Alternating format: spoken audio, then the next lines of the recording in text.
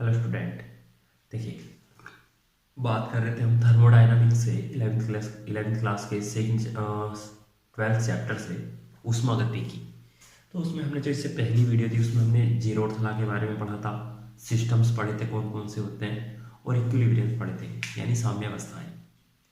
और इनके बाद हम जो बात करने वाले थे, मैंने पहले भी कहा था कि हम बात करेंगे फर्स्ट लॉ के बारे में थर्मोडायनामिक्स के। लेकिन उससे पहले कुछ जो एक मेन टॉपिक है जिसको हम बोलते हैं इंटरनल एनर्जी यानी आंतरिक ऊर्जा। ठीक है, कौन सी? आंतरिक ऊर्जा।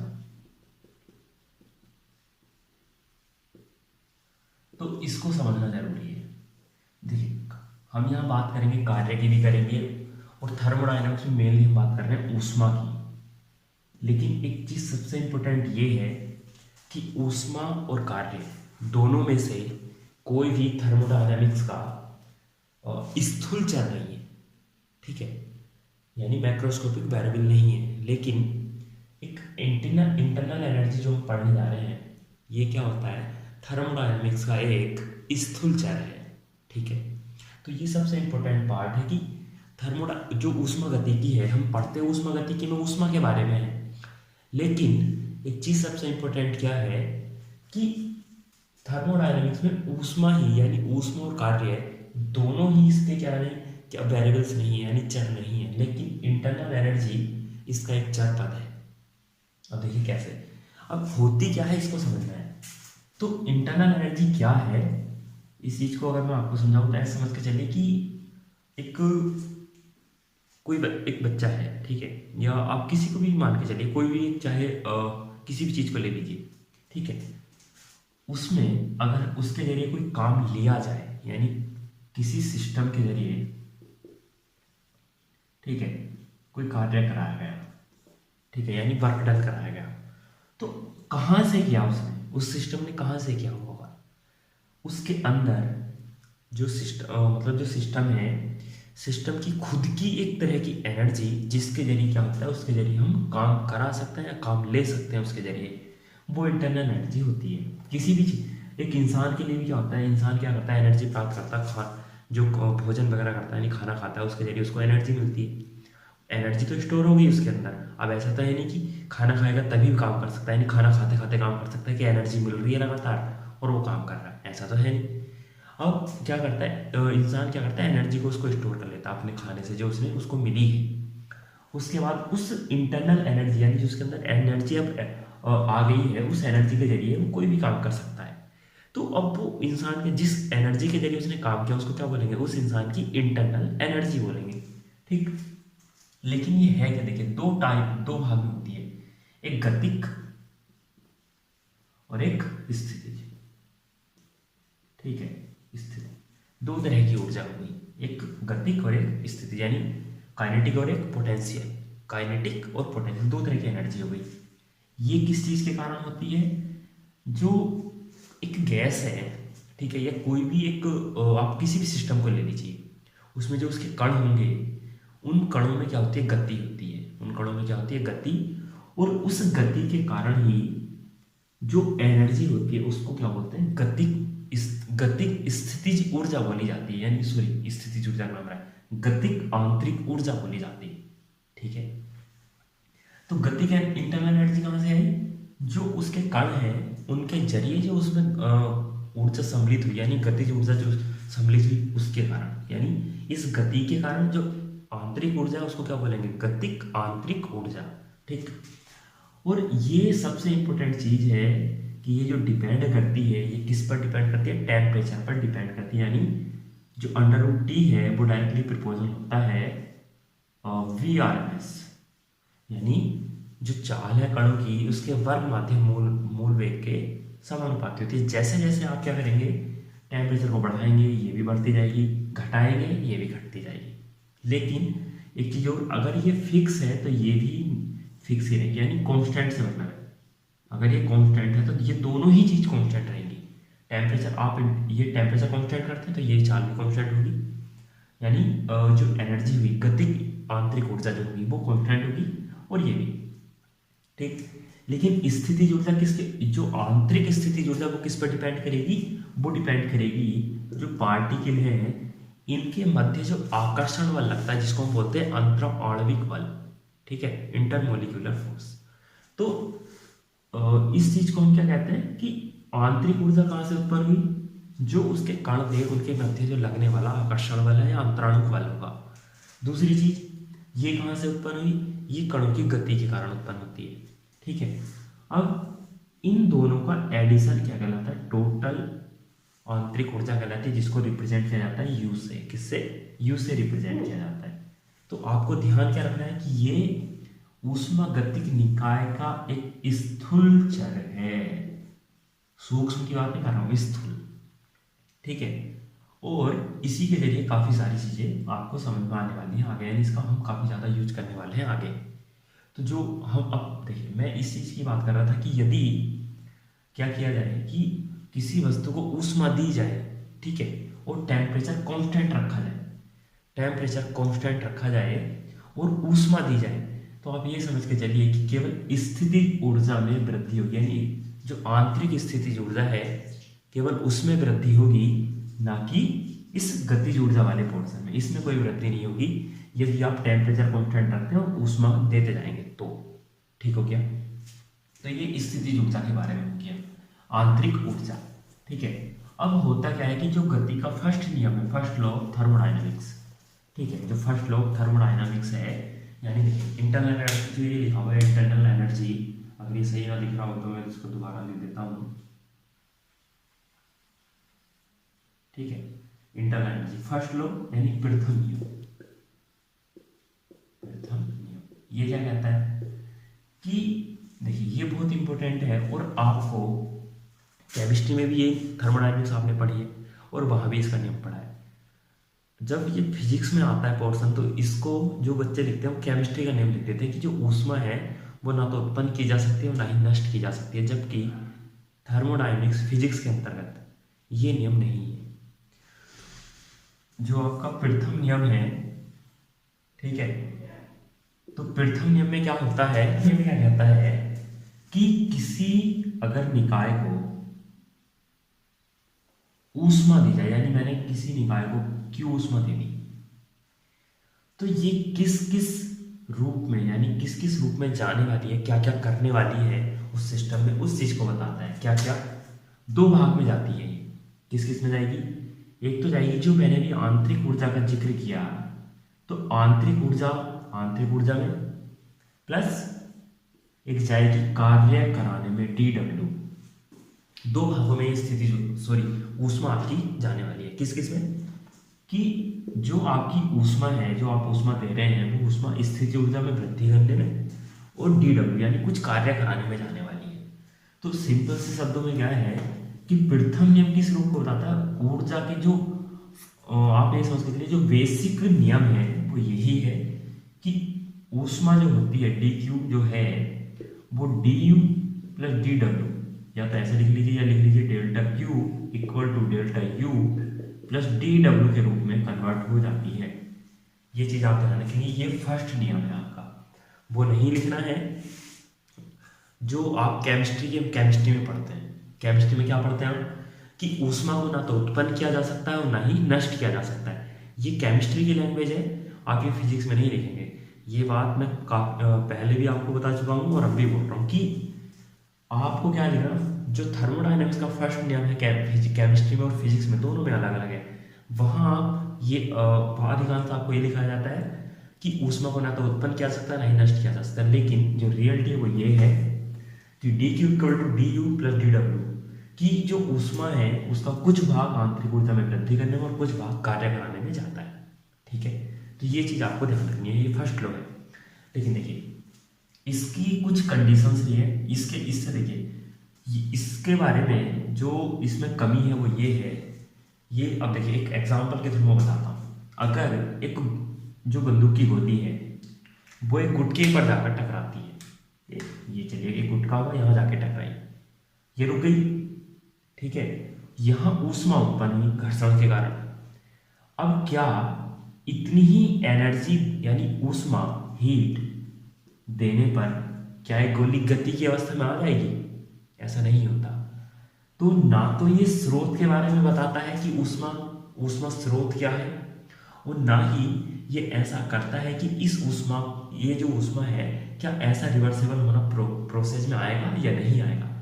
ये ऐसा होता ही नहीं है कि हाँ ऐसा। आप खुद सोचिए, बंदूक की गोली किसी दीवार पे लगी या किसी लकड़ी के गुठिया पर लगी, आप जितनी वहाँ घर्षण के कारण ऊष्मा उत्पन्न हुई, अगर आप उतनी ऊष्मा उस गोली को देते हैं तो क्या वो वापिस गति कर पाएगी बस गोली? नहीं ना। तो इसलिए मैं क्या कह रहा हूँ कि इसके कुछ कमियां भी थी जो मैं आपको बता रहा हूँ ये, ठीक है। तो ये तो आपका क्या होगा, फर्स्ट नियम हो क्या कि किसी को अगर किसी सिस्टम को डी की ऊष्मा दी जाए तो वो कुछ आंतरिक ऊर्जा में वृद्धि करने में और कुछ कार्य कराने में जाती है, ठीक है। अब बात करते हैं, देखिए ये डी डब्ल्यू, इसको देखिए एक रूप में वो लिखा जाता है, मैं लिख देता हूँ d u d Q equal to delta u या d u equal to p into sorry plus P into delta v या डी वी, ठीक है। इस रूप में भी लिखा जाता है। ये कैसे आता है डी डब्ल्यू की जगह, इसको मैं भी आपको थोड़ी आगे बता दूंगा, ठीक है। फिलहाल आप इस चीज़ को इतना ही ध्यान रखेंगे, मैं इसको अलग से सही करके लिख रहा हूँ d Q equal to D you plus P into D v, ठीक है। या इसको डेल्टा करके लिख लीजिए यहाँ, d delta q equal to delta u sorry delta u और plus P into D v, ये फर्स्ट नियम। अब जो नेक्स्ट चीज है आगे क्या है, equivalency of work and heat, यानी कार्य और ऊष्मा की तुल्यता। यानी कार्य ऊष्मा की तुल्य कैसे है, या दोनों में क्या तुल्यता है, इस चीज को देखना है।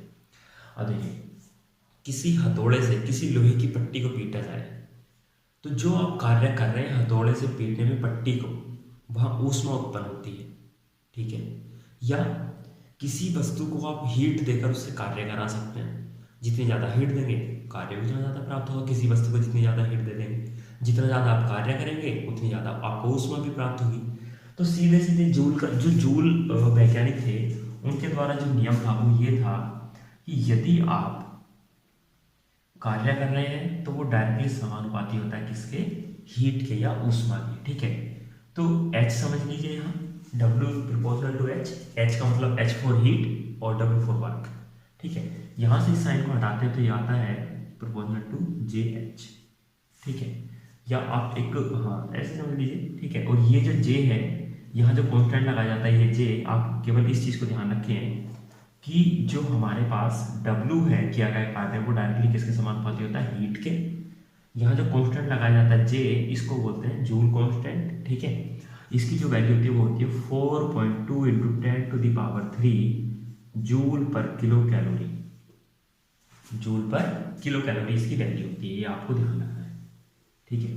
तो ये चीज आपको ध्यान रखनी है कि कार्य डायरेक्टली किसके समानुपाती होती है, ऊष्मा के समानुपाती होता है। आप जैसे जैसे कार्य करेंगे वैसे वैसे ऊष्मा उत्पन्न होगी, यानी उतनी ज़्यादा ऊष्मा उत्पन्न होगी। आप जितनी ज़्यादा ऊष्मा क्रिएट कर सकते हैं उतना ज़्यादा आपको कार्य भी प्राप्त हो सकता है, ठीक है। इसके आगे work done by A thermodynamics system, इसका कहने का मतलब ये है कि ऊष्मागतिक निकाय के द्वारा किया गया कार्य, ठीक है। तो इस चीज को एक छोटे इसको हटा दीजिए, आप इसे समझ लीजिए कि यहाँ थर्मोडायनेमिक्स कुछ नहीं लिखा हुआ, वर्क डन की मैं बात कर रहा हूँ केवल। वर्क डन कैसे प्राप्त कर सकते हो आप, W बराबर क्या होता है F इंटू एस होता है, या dx कह लीजिए, dx यहाँ dx का मतलब विस्थापन से बहुत छोटा, ठीक है। इसको dw कहेंगे तो F इंटू dx, यानी सूक्ष्म विस्थापन सूक्ष्म कार्य, ठीक है। अब मुझे यहाँ से बस एक चीज समझ के चलनी है, ठीक है, क्या कि F इक्वल टू क्या होता है भाई, P इक्वल टू क्या होता है, प्रेशर, जो हम इससे पहले चैप्टर में पढ़ चुके हैं, F अपॉन A यही होता है। F की वैल्यू निकालूंगा तो कितना आएगा, P इंटू A, यही आएगा, ठीक है। और मैं पहले भी ये बता चुका हूं कि किसी बेलन के लिए किसी भाग के लिए A एरिया और dx लंबाई एक तरह से, या एक थर्ड डायमेंशन, ये किसके इक्वल होती है, वॉल्यूम के इक्वल होती है, ठीक है। किसके इक्वल होती है, वॉल्यूम के। अब ये जो F है इसकी जब आप वैल्यू रखें किसकी, ये वाली P इंटू ए, तो याद आएगा P इंटू ए और dx, ठीक है। तो ये किसके बराबर आ गया, फिर देखिए dw, याद आएगा P इंटू dv, जो मैंने अभी थोड़ी देर पहले यहाँ लिखा था, ये देखिए ये dw की जगह मैंने लिखा था यहाँ कि dq इक्वल टू होता है du प्लस dw। तो डी डब्ल्यू की जगह पी इंटू डी वी कहाँ से आया, वो ये, ठीक है। ये किसी थर्मोडायनेमिक सिस्टम के द्वारा किया गया कार्य है। कैसे, देखिए इसको थोड़ा मैं एक्सप्लेन और करूँ तो मैं ये तो हटा दूँ, आपने देख ही लिया है। तो क्या है, एक मैं सिलेंडर लेता हूँ, ठीक है, ये सिलेंडर ले, ठीक है, ये मैंने एक पिस्टन लगा दिया यहाँ, ठीक है। और मैंने क्या किया, ये जो, चलिए इसको यहाँ से यहाँ तक मैं इस पिस्टन को यहाँ ले आया ऐसे करके, ठीक है। यानी फर्स्ट पोजीशन और ये सेकंड पोजीशन है, ठीक है। यानी फर्स्ट कंडीशन और सेकंड, ये जो डिस्प्लेसमेंट है ये कितना हुआ, डी एक्स हुआ, ठीक। यहाँ प्रेशर लगा हुआ है पी, और इसका आप एरिया मानने चले तो क्या मान लेंगे, अगर मैं इसको यहाँ से एफ कहूँ कि मैंने फोर्स लगाया हुआ है, तो आप प्रेशर अगर निकालेंगे तो कितना लगाएंगे भाई, पी बराबर एफ को नहीं लगाएंगे। यहाँ से यहाँ तक का जो कार्य निकालेंगे आप कैसे निकालेंगे, F into P into D x से निकालेंगे। भाई देखिए, आप कार्य निकालेंगे तो कैसे निकालेंगे, बल गुणा विस्थापन, तो एफ इंटू डी एक्स। लेकिन एफ को मैंने किससे कन्वर्ट कर दिया, सॉरी पी को किससे, यहाँ एफ को आप किससे कन्वर्ट कर सकते हैं, पी इंटू ए से। तो जब आप पी इंटू ए रखेंगे तो ये वाला सिस्टम बन के आ जाएगा आपके पास। तो ये इस तरीके से आप समझ सकते हैं, ठीक है। और आयतन और जो हमारे पास दाब और आयतन का ग्राफ है, आप ध्यान रखिएगा इस चीज को, पी इंटू डी वी है, तो आयतन और दाब, आयतन और दाब, वी और पी, ठीक है। चाहे तो आप पी का ले लीजिए, कोई दिक्कत नहीं है, पी यहाँ ले लीजिए, पी और पी, ठीक है।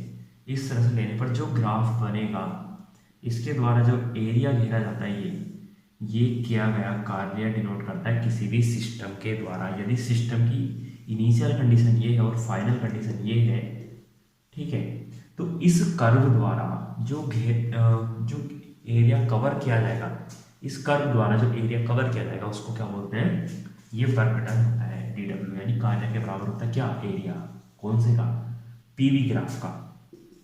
पीवी ग्राफ का जो एरिया होता है वो किसके इक्वल होता है भाई, डब्ल्यू के बराबर होता है, ठीक है। ये चीज़ आपको भी ध्यान रखनी है, क्लियर हो गया इतना। अब देखिए दूसरी चीज़ आगे, अगर आप केवल इस तरह से नॉर्मल की बात कर रहे हैं तो पथ पर निर्भर करता है कार्य, ये चीज़ आप ध्यान रखिएगा। कंडीशंस और पथ दोनों पर निर्भर करता है कार्य। लेकिन अगर मैं बात करूं साइक्लिक प्रोसेस की, साइक्लिक प्रोसेस, ठीक है, चक्रीय प्रक्रम जिसको हम बोलते हैं, चक्रीय प्रक्रम। तो चक्रीय प्रक्रम में देखिए अब होता क्या है कि अगर इस तरह से कोई कंडीशन, इस तरह से मैं कहूँ कि यहाँ से यहाँ गया और साइक्लिक प्रोसेस में होते हुए यहाँ से वापस आ गया, ऊपर के ऊपर वाले कर्व से घेरा गया क्षेत्रफल ये हुआ, जो मैं इस तरह से नीली लाइन से खींच रहा हूँ।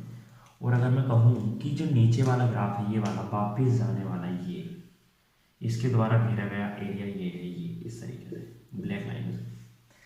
तो अब क्या होगा कि मुझे जो कार्य निकालना होगा वो कार्य आप कहेंगे भाई ये तो यहाँ से चला था और यहीं वापस आ गया, तो क्या कार्य कितना कहेंगे आप, जीरो कहेंगे सीधे सीधे, कि जहाँ से चला था वहाँ आ गया, विस्थापन तो जीरो है, डिस्प्लेसमेंट जीरो, तो वर्क डन क्या हो गया, जीरो। लेकिन डिस्प्लेसमेंट जीरो होने से ऐसा नहीं होगा, आप ये चीज़ समझ के चलिए कि मैंने अभी क्या बोला, पीवी ग्राफ का जो एरिया है वो क्या होता है, डब्ल्यू होता है। अब आप ये चीज़ देखिए कि इससे नीचे का जो ग्राफ है, ये वाला नीचे का ग्राफ, इससे नीचे नीचे का एरिया कवर कर रहा है, ठीक है।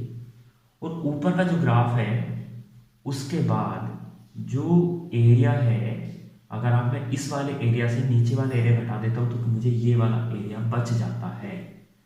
और इसी के लिए मैं बोल रहा हूँ कि साइक्लिक प्रोसेस, देखिए यहाँ मैंने बोला दो चीज़ें बोली, साइक्लिक प्रोसेस के लिए मैं केवल ये वाली बात कर रहा हूँ। इससे पहला जो मैंने बोला था कि किसी भी तरह का अगर कार्य आप निकाल रहे हैं तो वहाँ कार्य पथ पर निर्भर करेगा, कंडीशंस पर निर्भर करेगा, स्थिति पर निर्भर करेगा कि स्टार्टिंग में कण कहाँ था और बाद में कण कहाँ है। लेकिन साइक्लिक प्रोसेस में किसी चीज़ पर निर्भर नहीं करता। केवल एक चीज़ ध्यान रखनी है साइक्लिक प्रोसेस के लिए कि जो कर्व है उस कर्व द्वारा घेरा गया क्षेत्रफल डिपेंड करेगा। कि इसको अगर मैं थोड़ा सा सही से बनाऊँ तो आप ऐसे समझ के चलिएगा, एक मिनट, ये इस तरह से आप ग्राफ बनाओ। यहाँ एक थोड़ा सा इस तरह से मैं सर्कल सा बना लूँ पहले। ये वाला भाग हुआ ऊपर वाले के लिए, ये इस तरीके से इन पॉइंटों को अगर पॉइंट मान लिया जाए यहाँ मान लीजिए ए बी सी और यहाँ एक पॉइंट ले लीजिए डी। तो जाने का क्या हुआ, ए बी सी कर्व हुआ, जाने का कर्व ए बी सी, आने का कर्व सी डी ए। अगर इस ए बी सी वाले कर्व से कि इसका एरिया घटा दिया जाए, ठीक है, किसके एरिया, इसके एरिया से अगर ये वाला एरिया घटा दिया जाए, किसका, सी डी ए का, ठीक है, तो जो इनके बीच वाला भाग है ये वाला, इसका एरिया बच जाता है। और हम इसीलिए मैं बोल रहा हूँ कि साइक्लिक प्रोसेस का सिस्टम अलग है, साइक्लिक प्रोसेस को आप अलग से समझिए, और जो बिना साइक्लिक प्रोसेस का है वो अलग है। तो साइक्लिक प्रोसेस में क्या होता है कि जो ऊपर वाला कर्व आपको दिख रहा है, यानी स्टार्टिंग से एंड पॉइंट, उसके द्वारा जो ग्राफ है वो, यानी उसके द्वारा जो एरिया घेरा गया, और जो लास्ट से प्रारंभिक यानी फाइनल से फर्स्ट तक आने में जो एरिया कवर किया गया है, उस एरिया का डिफरेंट, यानी दोनों एरिया का डिफरेंट आपको कार्य के रूप में प्राप्त होगा, जीरो नहीं होगा। आप इस गलत फहमी मत रहना साइक्लिक प्रोसेस में कि यदि विस्थापन जीरो है तो कार्य भी जीरो होगा, ऐसा नहीं है। इस चीज को ध्यान रखना है। क्यों? क्योंकि मैंने बोला रास्ते पथ पर निर्भर करता है, लेकिन साइक्लिक प्रोसेस में क्या ध्यान रखना है कि किसी चीज पर निर्भर नहीं करेगा, केवल एरिया को ध्यान रखना है कि एरिया के अकॉर्डिंग ही आपका कार्य प्राप्त होगा। ठीक है, तो ये आज के 4 टॉपिक है। क्या क्या? इंटरनल एनर्जी मैंने बता दिया कि किसी वस्तु के अंदर की वह ऊर्जा जिसकी वजह से कोई सिस्टम कार्य करता है बिना किसी स्रोत के, वो क्या कहलाती है, उसकी इंटरनल एनर्जी कहलाती है। और 2 भागों में होती है, एक काइनेटिक, एक पोटेंशियल। तो काइनेटिक एनर्जी जो किस पर डिपेंड करती है, कणों की गति पर, जो गति करते हैं, और ये किस पर वो डिपेंड करती है, टेम्परेचर पर, यानी टेम्परेचर जैसे जैसे बढ़ेगा वैसे वैसे वो भी बढ़ेगी, और घटेगा तो वो भी घटेगी। ठीक है, ये वाली जो स्थितिज ऊर्जा हो गई, उसकी आंतरिक स्थितिज ऊर्जा, वो कणों के अंतराणु बल या उसकी कह सकते हो आप उनके मध्य जो बल लगे हुए थे उनके ऊपर डिपेंड करती है। फर्स्ट लो मैंने आपको बता दिया, D Q equal to D you plus P into D V. आपको ये याद रखना है, D Q equal to D you plus P into D V, या डी डब्ल्यू भी याद रख सकते हैं आप, लेकिन आपको डी डब्ल्यू याद रखने में तब फायदा है जब आपको पता हो कि डी डब्ल्यू इक्वल टू होता है पी इंटू डी वी, तभी ध्यान रखना है। ठीक है, equivalency of work and heat, यानी कार्य और ऊष्मा की तुल्यता सीधे सीधे कॉन्टेक्ट में है कि ऊष्मा और कार्य दोनों के दोनों एक दूसरे पर डायरेक्ट समानुपाती हैं। कहने का मतलब कि कार्य आप ज्यादा करोगे तो ऊष्मा ज्यादा होगी, ऊष्मा ज्यादा होगी तो कार्य ज्यादा होगा। और work done by thermodynamic system, ये चीज मैंने आपको बताई दी, यानी किसी ऊष्मागतिक निकाय द्वारा किया गया कार्य 2 चीज पथ पर भी निर्भर करता है, लेकिन मैं साइक्लिक प्रोसेस की मैंने बात अलग की है। देखिए, जब मैं साइक्लिक प्रोसेस की बात नहीं कर रहा, चक्र प्रक्रम की, उससे पहले मैं बात कर रहा हूँ, तो पथ पर भी निर्भर करेगा, उसकी स्थितियों पर भी निर्भर करेगा कि इनिशियल कंडीशन क्या है और फाइनल कंडीशन क्या है, प्रारंभिक स्थिति क्या है, अंतिम स्थिति क्या है। लेकिन साइक्लिक प्रोसेस में केवल ग्राफ द्वारा घेरा गया क्षेत्रफल ही आपको कार्य प्रदान करा सकता है। ऐसा नहीं है कि मैंने ऊपर वाले कार्य से नीचे वाला कार्य घटा दिया, घटा के 0 लिख दिया, नहीं। ऊपर वाले कार्य से आप नीचे वाला कार्य घटाइए, जो डिफरेंस आएगा वो कार्य प्राप्त होगा, 0 नहीं होगा। ठीक है, so thank you for watching, और लाइक और सब्सक्राइब शेयर करना ना भूलें।